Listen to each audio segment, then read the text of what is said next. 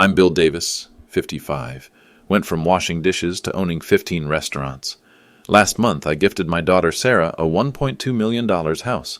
7 days later, she called crying about eviction papers. I spent 28 years building Golden Coast restaurants, one grease burn at a time. Double shifts, missed holidays, calloused hands, also Sarah could have opportunities I never had. The house was supposed to be her fresh start. Tampa Bay's most exclusive gated community. 4 bedrooms, pool, the works. But at their housewarming party, something happened that changed everything. Sarah and her husband Jake asked me to leave early, said my blue-collar stories were embarrassing around their business associates. Called me an intrusive old man in front of 40 guests. That night, driving home alone, I made a decision. Sometimes love means giving people exactly what they need, even when it's not what they want. And my daughter was about to learn the difference. Let me take you back to where this all started. 1995. I was 27, washing dishes at a family restaurant in Tampa. Minimum wage, no benefits, grease burns on my arms every night. The owner saw something in me, maybe desperation, maybe determination. He promoted me to line cook, then prep manager, then assistant manager. By 2003, I had saved enough to buy my first location. Golden Coast Restaurant Hash 1. Nothing fancy, 32 seats, broken air conditioning, and a fryer that caught fire twice in the first month. But it was mine. Sarah was 6 then. I remember her sitting at table 12, coloring while I counted registers. She'd fall asleep waiting for Daddy to finish work. Every night, same routine. Me carrying her to the car, promising her, someday this will all be worth it. The second location opened when she was 10. Third when she was 14. By the time she graduated high school, Golden Coast had become a Tampa Bay institution. 15 locations, 400 employees. Local newspaper called me from dishwasher to millionaire. I kept that clipping in my wallet for 10 years. Through it all, Sarah was my why. When other kids got store-bought Halloween costumes, Sarah got custom ones. When her friends went to summer camp, Sarah went to Europe.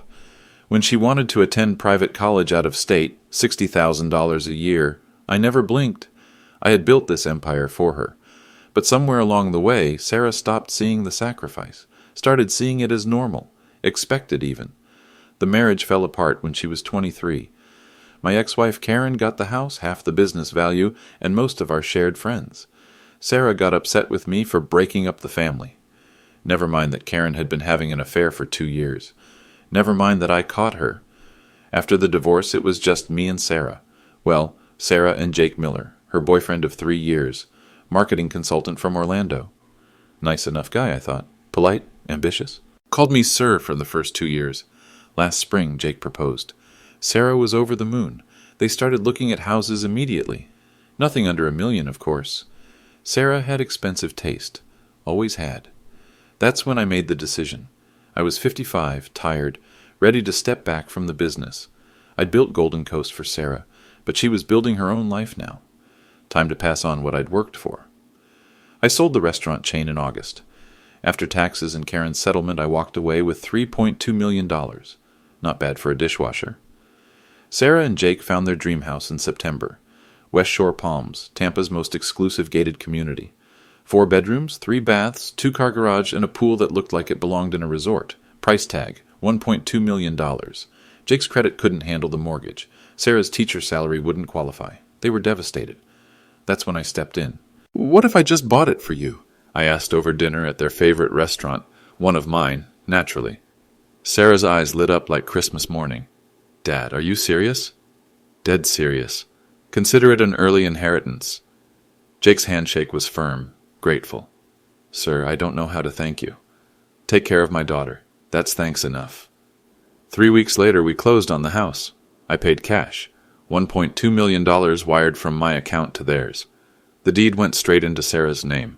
Well, mostly.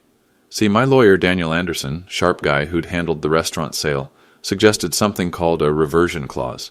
Standard protection for large gifts to family members. "Think of it as insurance," he explained. "If certain conditions aren't met, ownership reverts back to you. Completely legal. Protects your investment." I signed the papers. Sarah signed too, barely glancing at the fine print. Too excited about paint colors and furniture shopping. The housewarming party was scheduled for November 15th. I thought I was about to celebrate my daughter's new beginning. I had no idea I was walking into my own humiliation. November 15th, 6 p.m. I pulled through the gates of West Shore Palms feeling proud. My daughter was living in a community I could never have imagined as a kid. The security guard recognized me from previous visits, waved me through with a smile. The house looked perfect. Sarah had spent weeks getting everything just right. Catered appetizers, professional bartender, valet parking for 40-plus guests. Nothing but the best for my little girl. I brought a housewarming gift, a framed photo of Sarah at 6 years old, sitting at table 12 in my first restaurant. Thought it would be a nice reminder of how far we'd come. Jake met me at the door. Firm handshake, but something felt different. Cooler. "Bill, glad you made it." Not sir anymore, just Bill. The party was in full swing. Sarah's college friends, Jake's business associates, neighbors from the community. Everyone drinking wine that cost more than my first car, talking about vacation homes and investment portfolios. I found Sarah in the kitchen directing the caterers. "Sweetheart, the place looks incredible." She hugged me, but it was quick, distracted. "Thanks, Dad." "Hey, can you maybe not mention the restaurant thing too much tonight? Some of Jake's clients are here." I blinked. "The restaurant thing?" "You know what I mean. The dishwasher to owner story. It's just, these people have different backgrounds. I swallowed hard, nodded. "Sure, honey, whatever makes you comfortable." But that was just the beginning. An hour into the party, I was talking with a neighbor about Tampa's real estate market. Simple conversation. The guy asked what I did for a living. "I recently sold my restaurant business." "Golden Coast, maybe you've heard of it?"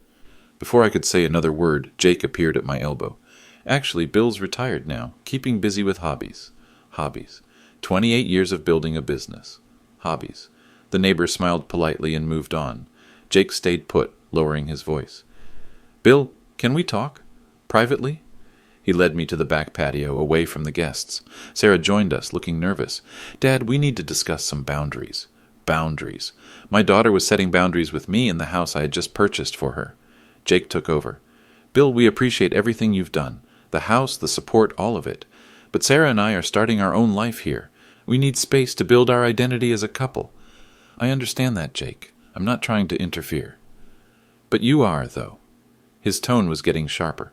"Talking about dishwashing and restaurant chains to our guests. These are business associates, potential clients. They need to see us as peers, not charity cases whose daddy bought them a house." The word daddy came out like an insult. Sarah jumped in. Softer, but just as cutting.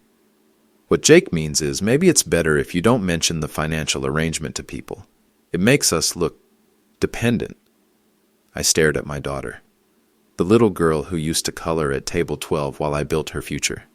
"So you want me to pretend I didn't buy this house?" "We want you to respect our privacy," Jake said. "This is our home now, our space, our rules." Something cold settled in my chest, but I kept my voice level. "I see. And what exactly are these rules?" Sarah looked uncomfortable. Jake didn't hesitate. "Well, for starters, maybe call before coming over. We're not always available for drop-in visits." Drop-in visits. I had been here exactly 3 times since they moved in, all by invitation. And maybe tone down the blue-collar stories. "We're trying to establish ourselves in this community." Blue-collar stories, the foundation of everything they were standing on. "Is there anything else?" Jake glanced at Sarah, then back at me. "Actually, yes. We're thinking it might be better if you left early tonight. Some important people here and—" He didn't finish the sentence. Didn't need to. I wasn't important enough for their important people. "You want me to leave my daughter's housewarming party?" "Dad," Sarah said quietly, "maybe it would be better. Just this once. Just this once." I looked around the patio. Through the sliding glass doors, I could see the guests laughing, drinking, celebrating in the house I had paid for with 28 years of grease burns and double shifts. "I understand," I said finally. And I did understand. Perfectly. Jake extended his hand for another one of those firm handshakes. "Thanks for being cool about this, Bill. We knew you'd get it." I shook his hand, but I didn't leave quietly. Instead, I walked back into the party, found the center of the living room where most of the guests were gathered, raised my voice just enough to be heard over the conversation. "Excuse me, everyone. Before I head out, I just wanted to say how proud I am of Sarah and Jake." The room quieted down. Sarah's eyes went wide. Jake stepped forward, but I continued. This house represents everything I worked for as a dishwasher, line cook, and restaurant owner. 28 years of building Golden Coast restaurants one shift at a time. And now my daughter gets to enjoy the fruits of that labor. Complete silence. Sarah, sweetheart, I hope you always remember that this beautiful home came from beautiful work, hard work, honest work. I walked to the front door, turned back one more time. Jake, thanks for the boundaries conversation. Very educational. I left without another word, drove home in complete silence, hands steady on the wheel. But my mind was racing. Because Jake was right about one thing. This was their home now, and homes come with rules. But he'd forgotten something important. I still owned the rule book. That night I sat in my empty condo staring at 3 documents spread across my kitchen table. Sarah's college fund statements. Total, $850,000. Her wedding expenses from last year. Total, $120,000. And the house deed with its innocent-looking reversion clause tucked away on page 7. 28 years of sacrifice laid out in black and white. Let me tell you what those numbers really represent. The college fund started when Sarah was born. $500 a month, every month, for 22 years. Even when Golden Coast was struggling. Even when I had to choose between fixing the restaurant's broken freezer and making that monthly deposit. I chose Sarah's future every time. $500 might not sound like much, but in 1995 it was groceries for a week.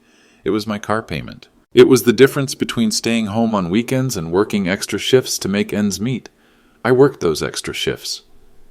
Sarah never knew her college fund existed until she was 18. Never had to worry about student loans while her friends graduated with 6-figure debt. She waltzed into Florida State University with a full ride courtesy of Dad's overtime hours. The wedding was supposed to be simple. Sarah wanted simple, until she started planning. Dad, we found this amazing venue. It's a little more than we planned, but how much more? Well, the basic package is $30,000, but with flowers, photography, catering upgrade. How much, Sarah? $85,000. I know it sounds like a lot, but it's our special day. I didn't hesitate. Send me the contracts. But $85,000 became $95,000 when she decided on the premium bar package. Then $105,000 for the upgraded photography. Finally, $120,000 when Jake insisted on flying his entire family down from Seattle. Every upgrade, Sarah would call with that same nervous excitement. Dad, I know we're going over budget, but... Every time, I said yes. Know why? Because I remembered my own wedding to Karen. City Hall ceremony. Dinner at Applebee's. Honeymoon weekend in Orlando. Total cost, $1,200. I wanted better for Sarah. Wanted her to have the fairy tale. Even when it meant delaying my own retirement by 2 years. Even when it meant selling my vacation cabin to cover the final costs. Even when Karen called me an idiot for spoiling Sarah. But the real sacrifice wasn't the money. It was the time. 28 years of coming home after Sarah was asleep. 28 years of missing school plays because restaurants don't close for elementary school drama. 28 years of choosing business over birthdays, profit over presents.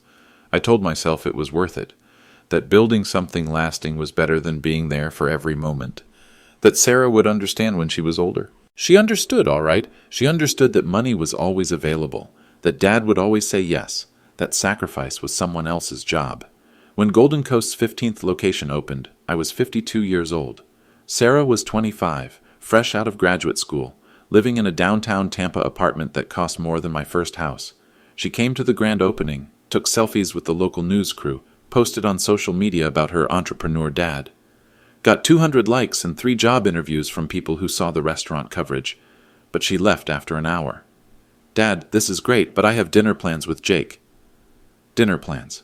I stayed until 2 a.m., cleaning fryers and counting registers, just like I had for 28 years. Alone. The local newspaper interview came 6 months later. From dishwasher to millionaire, the Bill Davis story. Front page of the business section. They took pictures of me at the original location, standing behind the same counter where I'd started washing dishes. Sarah's reaction when she saw it. Dad, did you have to mention the dishwashing thing? It's kind of embarrassing. Embarrassing. The foundation of everything she owned was embarrassing. That's when I knew I had created a problem. Not intentionally.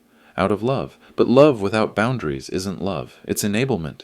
And enablement creates entitlement. And entitlement, I was learning, destroys respect. So when Jake asked for boundaries at their housewarming party, I realized something. He was right. We did need boundaries, just not the ones he was thinking of. I pulled out my phone, scrolled to Daniel Anderson's contact, my lawyer, the man who had structured the house purchase. But first, I called my accountant. Helen, it's Bill. I need you to review Sarah's accounts tomorrow. The college fund, the wedding expenses, everything I've paid for in the last 5 years. Sure, Bill. Any particular reason? I'm thinking about boundaries. What kind of boundaries? The kind that come with consequences. I hung up and dialed Daniel. Daniel, it's Bill Davis. That reversion clause you wrote into Sarah's house deed, how quickly can it be activated? Depends on the triggering conditions. What's the situation? I told him about the party, about being dismissed as an embarrassment, about being asked to leave early so I wouldn't taint their image with my blue-collar background. Daniel was quiet for a long moment. Bill, that reversion clause requires a 72-hour notice period. After that, if the conditions aren't met, ownership transfers back to you immediately. And the conditions? Respectful treatment of the gift giver and acknowledgement of the source of their good fortune. Pretty standard language for family gifts of this magnitude. Pretty standard language. What happens if I activate it? They get 72 hours to correct the behavior. If they don't, the house legally becomes yours again. They'd have to vacate. And if they refuse to leave? Then it becomes a trespassing issue. I stared at the documents spread across my table. 28 years of sacrifice. $850,000 in education. $120,000 in wedding expenses. $1.2 million in housing. Nearly $2.2 million invested in a daughter who was embarrassed by the man who earned it. Daniel, send the notice tomorrow morning. Bill, are you sure? This is a big step. Family relationships are built on respect. Without respect, they're just financial arrangements. Okay, I'll have the paperwork ready by 9 a.m. I hung up and looked at Sarah's college graduation photo on my refrigerator. She was wearing a cap and gown that cost more than I made in my first year of washing dishes, smiling like the world owed her everything. Maybe it was time she learned where everything actually came from. I didn't sleep that night. Kept thinking about Sarah at 6 years old, coloring at table 12. How she'd look up when I walked by, smile like I was the most important person in the world. Daddy, when I grow up, I want to work with you. Yeah? What kind of work? I want to make people happy like you do. When did that little girl disappear? When did I become an embarrassment instead of an inspiration? 5 a.m. came early. I made coffee, sat at my kitchen table, stared at my phone. One call to Daniel and everything would change. One call and Sarah would learn what consequences looked like. But was I teaching her a lesson, or was I just hurt and striking back? I thought about my father, Walter Davis. Worked construction his whole life. Died when I was 30. Never saw Golden Coast succeed. Never saw me make something of myself. But he taught me something important before he died. Son, respect isn't given. It isn't. It's earned. And once you earn it, you don't let people take it from you. Not family, not friends, not anybody. I thought about Karen's words during our divorce. You spoiled her, Bill. Gave her everything without teaching her gratitude. This is what happens when children never hear the word no. I hated admitting Karen was right about anything, but maybe she was right about this. 6 a.m. Daniel would be awake soon. Lawyers start early. I called Helen first. Bill, everything okay? Helen, I need those account summaries this morning, and I need you to calculate something else. What's that? If I closed Sarah's college fund access today, how much would revert to my control? Silence. Bill, she's 28. That fund has been hers since she graduated. Actually, read the fine print.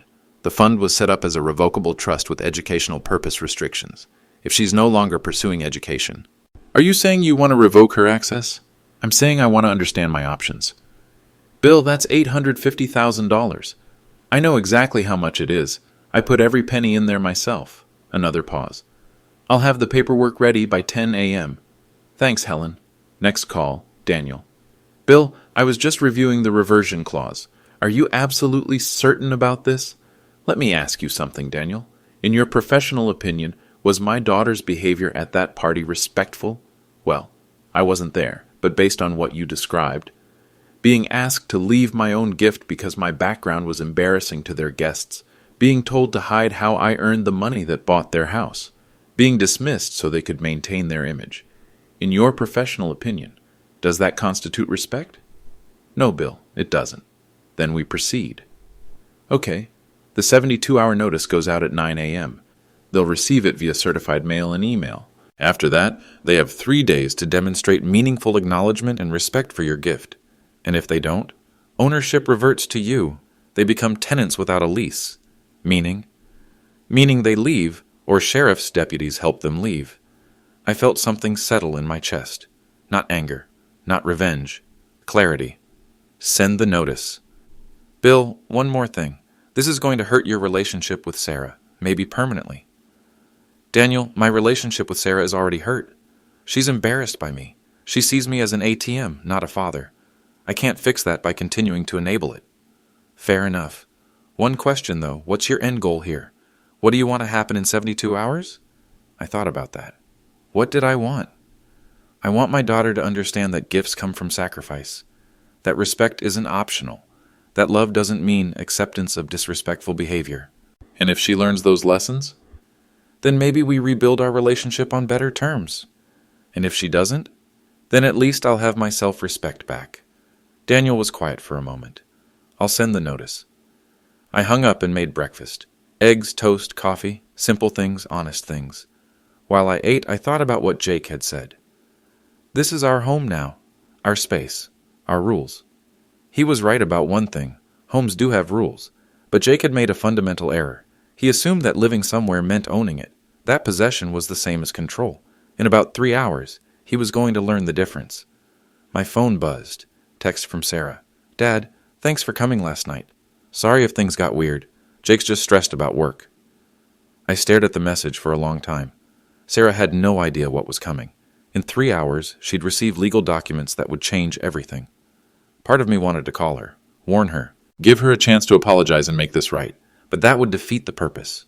Consequences only work when they're unexpected. When people realize their actions have real costs.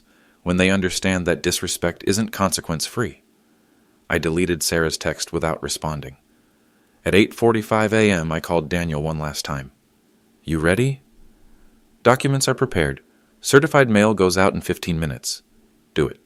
Bill, last chance to change your mind. I'm not changing my mind. Send the notice. Sending now. I hung up and looked at my coffee cup. Plain white ceramic. Nothing fancy. But it was mine.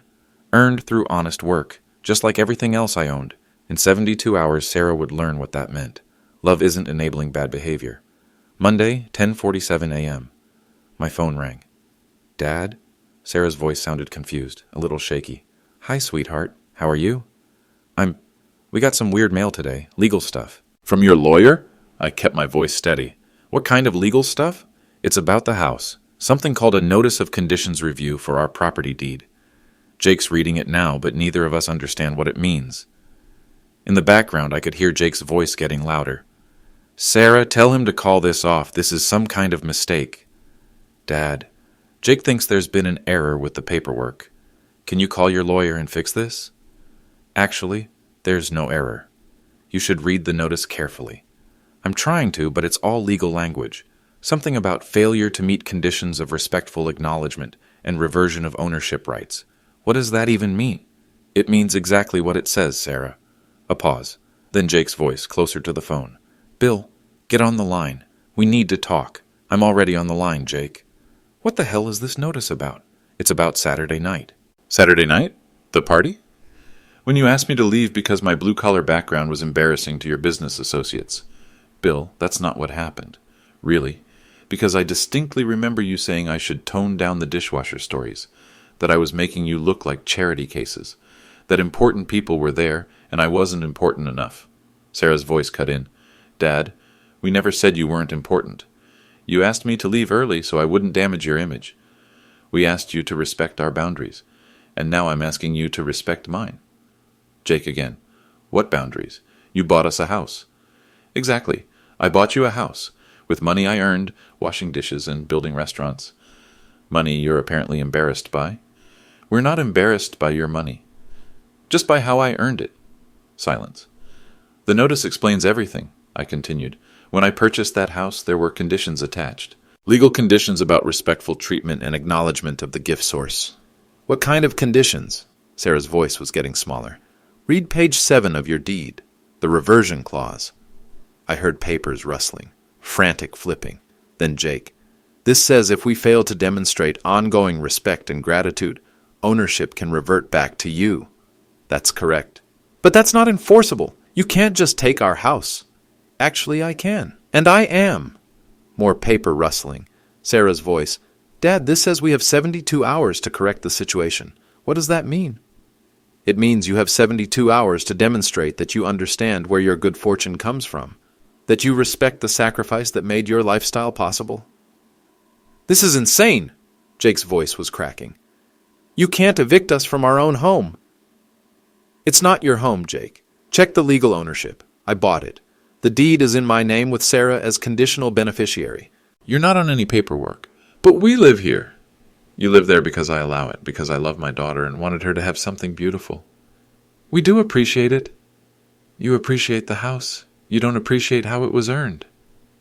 Sarah was crying now. Dad, please. We're sorry about Saturday. We didn't mean to hurt your feelings. This isn't about hurt feelings, Sarah. This is about respect. We respect you. Do you? Because Saturday night you told me to hide my background, to pretend I didn't buy this house, to leave early so your guests wouldn't associate you with blue-collar work. We were just trying to fit in, by erasing me. Jake came back on the line, his voice different now, desperate. Bill, let's be reasonable here. We can work this out. Maybe we misunderstood each other Saturday. There was no misunderstanding. You were very clear about your boundaries. Now you're learning about mine. What do you want from us? I want you to read that reversion clause, carefully. Then I want you to decide what's more important, your image or your integrity. That's not fair. Fair? I laughed. Jake, let me tell you about Fair. Fair is working double shifts for 28 years to build something lasting. Fair is putting $850,000 into my daughter's college fund instead of taking vacations. Fair is spending $120,000 on a wedding while living in a one-bedroom apartment myself. We never asked you to do those things. You never had to ask. That's what parents do. We sacrifice for our children's future. And we're grateful. Grateful enough to publicly acknowledge it? Grateful enough to let your business associates know that your success comes from family support? Grateful enough to be proud of where your money came from instead of embarrassed by it? Silence. The notice gives you 72 hours, I continued. That's 3 days to figure out what kind of people you want to be. And if we don't meet your conditions, then you pack up and leave. The house reverts to me. You'd really kick out your own daughter? I'd really teach my daughter the value of respect. Sarah's voice, barely a whisper. Daddy, please don't do this. That word hit me hard. Daddy. She hadn't called me Daddy in years. But I couldn't let emotion override principle. Sarah, I love you more than life itself. But love without respect isn't sustainable. I won't be taken for granted anymore. We don't take you for granted. Saturday night says otherwise. That was Jake's idea. I didn't want you to leave. Jake exploded. Don't throw me under the bus, Sarah. You agreed with everything I said. I was trying to support my husband by disrespecting your father. And there it was. The truth. Sarah had chosen Jake's ego over my dignity. The 72-hour period started when you received this notice, I said calmly. Timer's running. What exactly do we need to do? Read the conditions. They're spelled out clearly. Bill, this is extortion. No, Jake. Extortion is illegal. This is legal consequence for disrespectful behavior. Our friends will find out about this. The same friends you didn't want to know I bought your house? Another pause. 71 hours and counting, I said. Dad, wait. I hung up. My hands were steady. My conscience was clear. For the first time in years, I felt like I was being the father Sarah needed, not the father she wanted. Love isn't enabling bad behavior. Sometimes the greatest gift you can give someone is consequences. My phone immediately rang again. I turned it off. They had 71 hours to figure out what mattered more, their pride or their home. I had all the time in the world.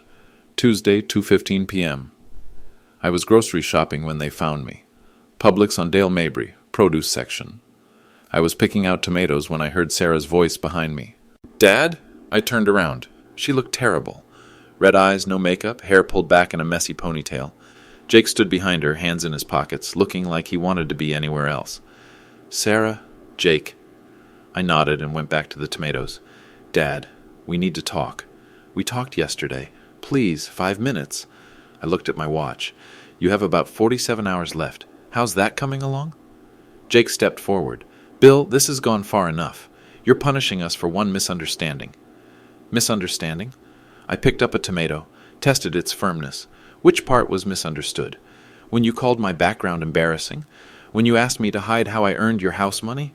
When you told me to leave early so I wouldn't damage your image? We never said embarrassing. You said I needed to tone down the blue-collar stories around your business associates. What would you call that? Sarah jumped in. Dad, we were nervous. It was our first big party in the new house. We wanted everything to be perfect. And I was imperfect. That's not what we meant. Then what did you mean, Sarah? She struggled for words. Jake filled the silence. Look, maybe we could have handled it better, but this nuclear option, over one conversation that revealed how you really see me. That's not true. I put the tomato back, faced them directly. Jake, answer me honestly. Are you embarrassed that your father-in-law used to wash dishes? It's not about embarrassment. Yes or no. It's complicated. It's not complicated. It's a simple question. Are you embarrassed by how I earned the money that bought your house? Jake looked at Sarah. Sarah looked at the floor. See, that hesitation right there? That's your answer. Dad, it's not about being embarrassed. It's about context. What context? These people we're trying to build relationships with. They come from different backgrounds. Old money families, established business connections. When you talk about washing dishes and working your way up, it highlights that we're new to this. New to what?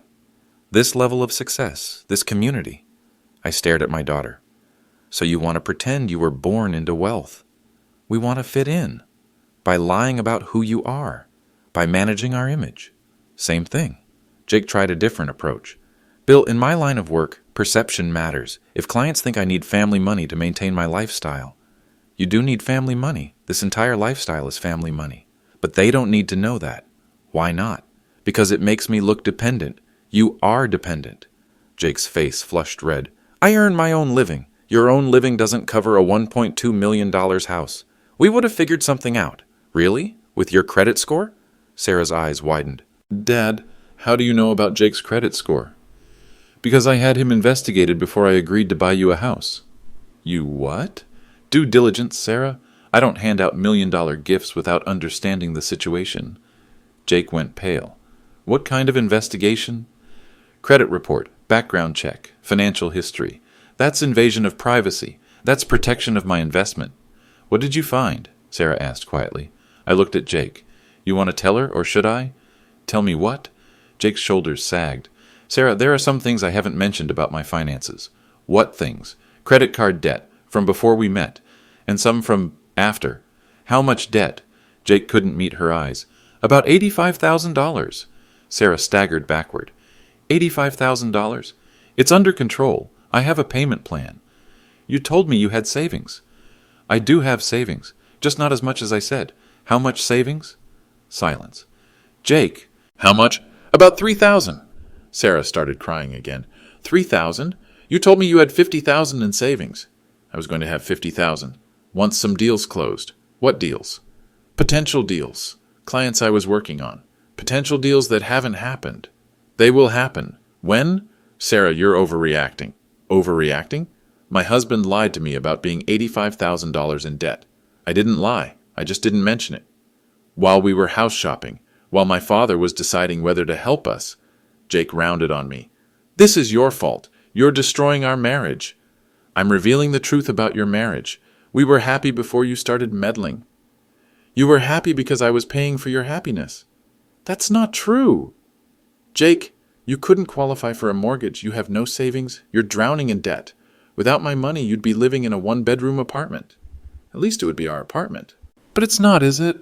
Because you chose the $1 million house my money could buy instead of the life your money could afford. Sarah was sobbing now.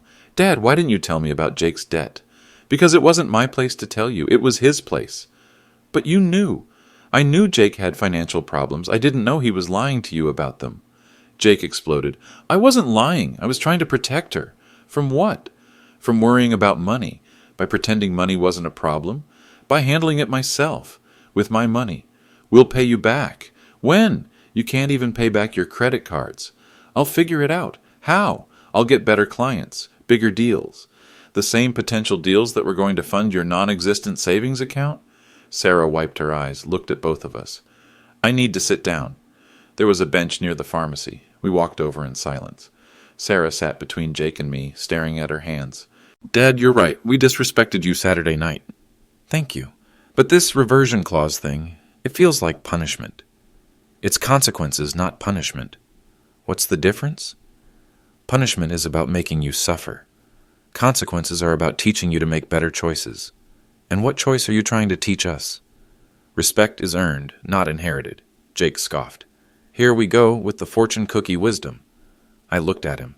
Jake, you have about 32 hours to decide if you want a fortune cookie or an eviction notice. Sarah grabbed my arm. Dad, please, what do we need to do? You need to read the conditions in the reversion clause. We read them. They're vague. They're not vague. They're specific. Demonstrate ongoing respect and gratitude for the gift and its source. We are grateful. Show me. How? That's for you to figure out. Dad, come on. Give us a hint. Sarah, I spent 28 years giving you everything. Now I'm asking you to give me something back. What? Your respect. Publicly, honestly, without conditions or embarrassment. Jake stood up. This is insane. You can't blackmail us into fake gratitude. You're right. I can't blackmail you into fake gratitude. So you'll drop this? No, I'll wait for real gratitude. And if it doesn't come, then you pack your bags. Dad, Sarah said quietly, I love you. You know that, right? I do know that, sweetheart. Then why are you doing this? Because love without respect destroys relationships. Whose relationship are you trying to save?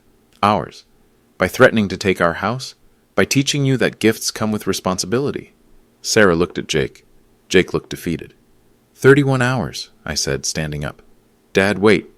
I'm not going anywhere, Sarah. I'll be at home when you're ready to have an honest conversation about respect. I left them sitting on that bench, walked to my car without looking back. My phone buzzed with a text as I pulled out of the parking lot. Sarah, we'll figure something out. I didn't respond. Figuring something out wasn't the point. Understanding what they'd lost was the point. Respect is earned, not inherited. They had 31 hours to learn the difference. Wednesday, 8:30 a.m. 18 hours left. My doorbell rang. Through the peephole, I saw Sarah standing alone on my porch. No Jake. Hair pulled back, wearing jeans and a Golden Coast Restaurants t-shirt I hadn't seen in years. I opened the door. Hi, Dad. Sarah, can I come in? I stepped aside. She walked to my kitchen table, sat in the same chair she'd used as a kid when she'd visit after school. Jake doesn't know I'm here. Where is he? At a coffee shop, making phone calls, trying to find somewhere we can stay if... She trailed off. If you lose the house. Yeah. Any luck? His parents said we could use their guest room for a few weeks. My friend Emma might let us crash on her couch. I poured myself coffee. Didn't offer her any. Old habit from when she was little and caffeine would keep her up all night. Dad, I need to tell you something. I'm listening. The debt situation is worse than Jake told you yesterday. How much worse? It's not just credit cards. He borrowed money from his business partner and his brother, and... She paused. He took out a personal loan using the house as collateral. I set my coffee cup down hard. He did what? A personal loan. $50,000. He said it was for business expansion, but it was to cover his debt payments. Yes. When? Last month, right after we moved in. Sarah, he used my house as collateral for a loan? He said it was legal. That since we live there and I'm on the deed. You're not on the deed. I'm on the deed. Her face went white. What do you mean? The deed is in my name only. You're listed as a conditional beneficiary. But the lawyer said... What lawyer? Jake's lawyer. The one who handled the loan paperwork. Jake used his own lawyer? Not Daniel Anderson? He said Daniel was too expensive for a simple loan. I pulled out my phone, called Daniel. Daniel, it's Bill. I need you to run a title search on the West Shore Palms property immediately. Why? What's wrong? Sarah's telling me Jake used the house as collateral for a personal loan. That's impossible. He's not on the deed. That's what I thought. I'll check and call you back in an hour. I hung up, looked at Sarah. If Jake took a loan against my property without my permission, that's fraud. Dad, he didn't know you were the only name on the deed. What did he think? He thought we both owned it. Based on what? Based on... I don't know. We live there. It's our house. It's not your house, Sarah. It never was your house. It was a gift with conditions. She started crying. Dad, if that loan is illegal, what happens? Jake goes to jail. What? Using someone else's property as collateral without permission is felony fraud. But he didn't know. Ignorance isn't a defense. My phone rang. Daniel. Bill, you need to sit down. I'm already sitting. There's a $50,000 lien against your property, filed 3 weeks ago by Sunshine Financial Services. How is that possible? Someone forged your signature on the collateral agreement. Jake? Whoever did it used a notary stamp and everything. Professional job. Can you get copies of the paperwork? Already pulling them. I'll have everything in an hour. What's my legal position? If your signature was forged, you file criminal charges and have the lien voided. The loan company will go after whoever defrauded them. Meaning Jake. Meaning whoever signed your name. I hung up, looked at Sarah. She was pale. Dad, Jake wouldn't forge your signature. Then how did a $50,000 loan get secured against my property? Maybe there was a mistake in the paperwork. A mistake that involves my forged signature? You don't know it was forged. Sarah, I never signed anything for Sunshine Financial Services. Maybe you forgot? I don't forget signing loan documents. She was quiet for a long time. Dad, if Jake did this, if he really forged your signature, what happens to us? What do you mean us? To our marriage, to my life, if my husband is a criminal? That's a question for you and Jake to answer. But you'd really press charges? If someone committed fraud using my property? Yes. Even if it's Jake? Especially if it's Jake. Why especially? Because Jake asked me for boundaries Saturday night. Well, here's a boundary. Don't forge my signature on legal documents. Sarah buried her face in her hands. This is so messed up. Yes, it is. Dad, can I ask you something? Go ahead. When you first suggested the reversion clause, were you planning this? Planning what? All of this. The 72-hour notice, Jake's debt, the forgery. Were you setting us up to fail? I studied my daughter's face. Sarah, do you really think I'm that manipulative? I don't know what to think anymore. Let me be clear. I hoped you'd read the deed carefully before signing it. I hoped you'd discuss the conditions with me. I hoped you'd treat the gift with respect. But you expected us to mess up? I expected you to be yourselves. Which is what exactly? Entitled, ungrateful, careless with other people's sacrifices. That hurt her. I could see it in her eyes. Dad, that's not fair. Isn't it? You signed documents without reading them. You let Jake handle legal matters without consulting me. You threw a party to celebrate my gift while being embarrassed by how I earned it. We made mistakes. You made choices. Choices have consequences. Even if those consequences destroy our lives? Sarah, I didn't destroy your life. I gave you every opportunity to succeed. College education, beautiful wedding, $1 million house. And now you're taking it all away. I'm not taking anything away. You are. How? By choosing image over integrity, by choosing comfort over character. She was quiet for a long moment. Dad, what if I choose differently now? What if I fix this? Fix what? My attitude, my gratitude, my respect for you? After 18 hours of consequences? After learning your husband is potentially a criminal? Yes. That's not how respect works, Sarah. Then how does it work? Respect comes from understanding, not from fear. I do understand now. You understand consequences. That's different. So there's nothing I can do? You can learn the lesson. What lesson? Some gifts teach better than others. My phone rang. Daniel again. Bill, I have the documents. Jake Miller's signature is on the collateral agreement, and there's a signature that's supposed to be yours. How close is it? Close enough to fool a busy notary, not close enough to fool a handwriting expert. So it's definitely fraud? It's definitely fraud. I looked at Sarah. Her face was in her hands. Daniel, hold off on the criminal complaint for now. Why? Family complications. How long do you want to wait? Give me until tonight. Bill, the longer you wait, the harder this gets. I understand. I hung up. Sarah looked up. Thank you. Don't thank me yet. Jake still committed a felony. But you're not calling the police? Not yet. Why? Because he's my daughter's husband, and despite everything, I still love my daughter. She started crying again. Dad, I'm so sorry. I know you are, sweetheart. Can we fix this? We can try. How? You have 12 hours to figure that out. Is that enough time?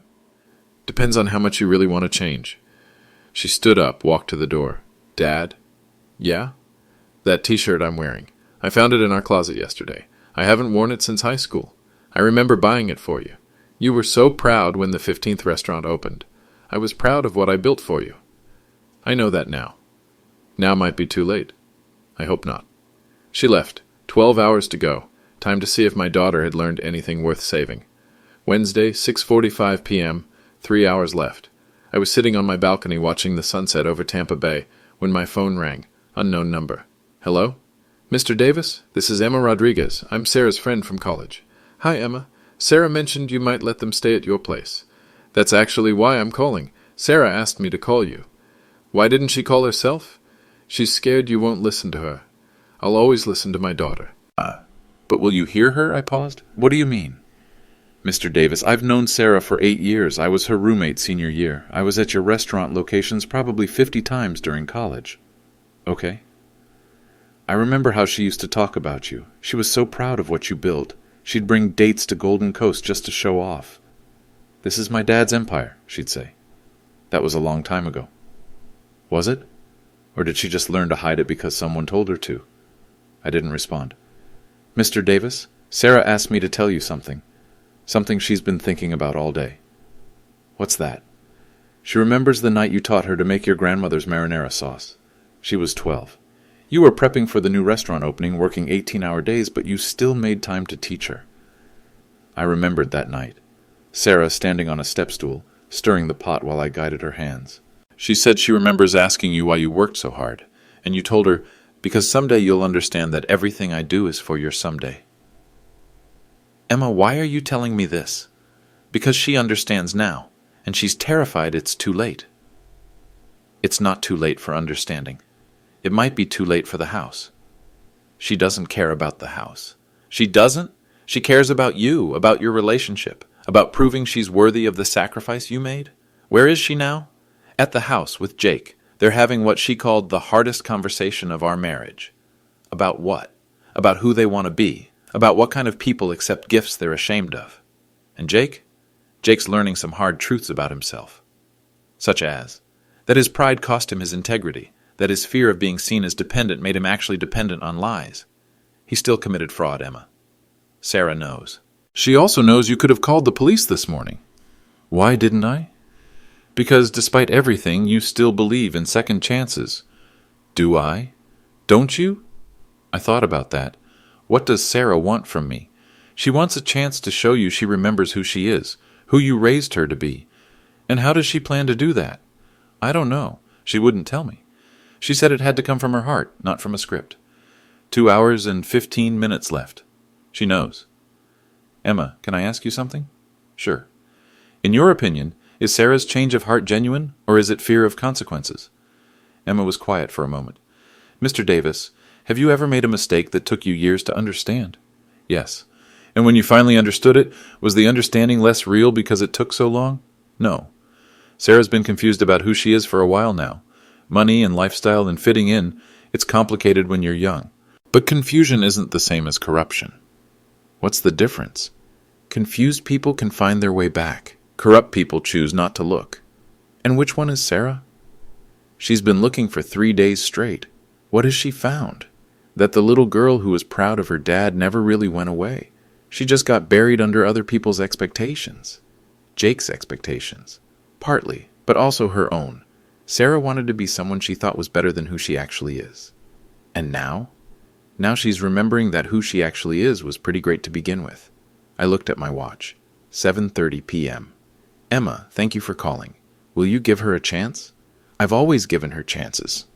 Will you give her one more? I guess we'll find out in 2 hours. Mr. Davis? Yeah? Whatever happens tonight, she loves you. She's always loved you. I know that. Do you? Because sometimes love gets lost in the noise of everything else. Sometimes respect gets lost too. Sometimes it just needs to be found again. I hung up and watched the last of the sunset disappear behind the water. 2 hours. Time to see if my daughter had found what she was looking for, or if I had lost her forever. Wednesday, 10 p.m. Deadline. My doorbell rang at exactly 10 o'clock. Sarah stood on my porch, alone again. She was holding a manila envelope and wearing the same Golden Coast t-shirt from this morning. Hi, Dad. Hi, sweetheart. Where's Jake? He's in the car, waiting. Waiting for what? To see if I still have a marriage after this conversation. I stepped aside, let her in. She sat at the kitchen table, placed the envelope in front of her. Dad, I have something to say, and I need you to let me finish before you respond. Okay? I've been thinking about Saturday night. Really thinking. Not about the consequences or the house or any of that. About what actually happened. She took a breath. You came to celebrate with us? To see your daughter happy in the house you bought her, and instead of welcoming you, instead of thanking you, instead of being proud of where we came from, we made you feel ashamed. Sarah, please, let me finish. I nodded. We made you feel like your background was something to hide, like your sacrifice was embarrassing, like your presence was a liability. Her voice cracked. Dad, I'm not sorry because I might lose the house.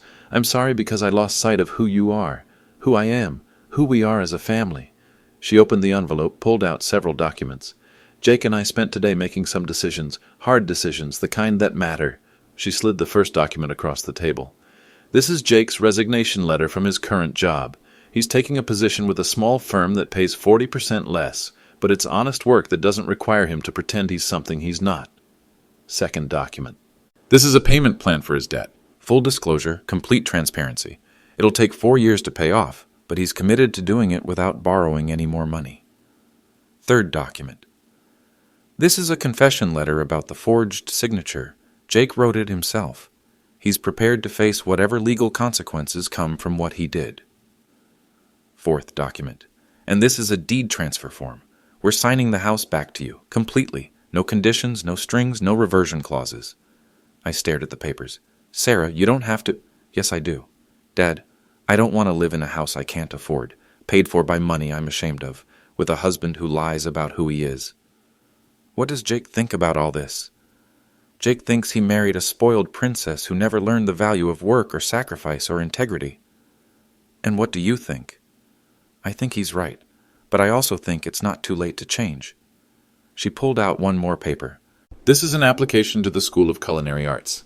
I'm going back to school. I want to learn the restaurant business from the ground up. Sarah, I want to work for Golden Coast. Well, whoever owns it now. I want to start as a hostess or server or dishwasher if necessary. I want to understand what you built and how you built it. The business was sold. I know. But maybe there's room for one more person who wants to learn how to earn what they have instead of just expecting it. I looked at my daughter, really looked at her, the Golden Coast t-shirt, the determined expression, the humility I hadn't seen since she was a child. What about Jake? Jake's moving back in with his parents. We're separating for 6 months while we both figure out who we want to be. If we can rebuild our marriage on honesty instead of image, we'll try again. If not, you'd divorce him. I'd choose integrity over comfort. That's a hard choice. You made hard choices for 28 years. I figure it's my turn. I picked up the deed transfer. Sarah, I don't want you to give up the house out of guilt. I'm not giving it up out of guilt. I'm giving it up because I can't afford it. And I don't want things I can't afford anymore. What will you do for housing? Emma's couch for now, then maybe a small apartment once I start working, something I can pay for myself. That's a big step down from West Shore Palms. Maybe. Or maybe it's a step up from being a pretender in someone else's life. I looked at the confession letter in Jake's handwriting. What happens if I don't press charges? Then Jake learns he got mercy he didn't deserve, and maybe that makes him a better man. And if I do press charges, then Jake learns that actions have consequences, and maybe that also makes him a better man. What do you want me to do? I want you to do what you think is right, not what's easy for me. And if what's right sends your husband to jail, then I'll visit him and work on becoming someone worth coming home to. I stood up, walked to the window. Jake's car was in my driveway. I could see him in the driver's seat, head in his hands. Sarah, I need to ask you something. Anything. If I hadn't activated the reversion clause, would you have figured any of this out? She thought for a long moment. Probably not. I was too comfortable being entitled. And now I understand something you tried to teach me a long time ago. What's that? Respect is earned, not inherited. I turned back to her, my daughter, my little girl who used to color at table 12 while I built her future. Sarah, I'm proud of you. She started crying. Really? Really. These decisions you're making, they're hard. They're honest. They're the decisions I hoped I was raising you to make. Does that mean you forgive me? It means I understand you're learning the lessons I should have taught you earlier. What lessons? that love without boundaries isn't love, that gifts without gratitude become expectations, that respect is the foundation of every relationship worth having. I picked up the deed transfer, tore it in half. Sarah, keep the house. Dad, no, I can't afford. Keep it as a rental property. Charge fair market rent. Pay me back when you can. Consider it a business lesson in property management. But the reversion clause, I'm modifying the conditions. New rule. As long as you're working toward financial independence and treating your opportunities with respect, the house is yours to manage. What about Jake? Jake and I will have our own conversation about consequences and second chances. Dad, thank you. Don't thank me yet. This is going to be hard work, learning to earn what you have instead of expecting it. I know. Are you ready for that? I think so. Sarah, last question. Why now? Why this change? Because 3 days ago I realized I had become someone I didn't like, someone who was embarrassed by the man who gave her everything. And now I want to become someone worthy of that sacrifice. I hugged my daughter for the first time in months. Some gifts teach better than others, I whispered. Yeah, she whispered back. They do. Outside, Jake was still waiting. Time to find out if he was ready to learn what respect really means. But that's a conversation for another day. For now, it was enough that my daughter had found her way back to the little girl who was proud of her dad. Sometimes that's the greatest gift of all. What would you have done in my situation? Was I too harsh, or did Sarah and Jake need that wake-up call? Share your thoughts in the comments below. If this story made you think about your own family boundaries, hit that subscribe button for more real-life lessons about respect, responsibility, and the true cost of generosity.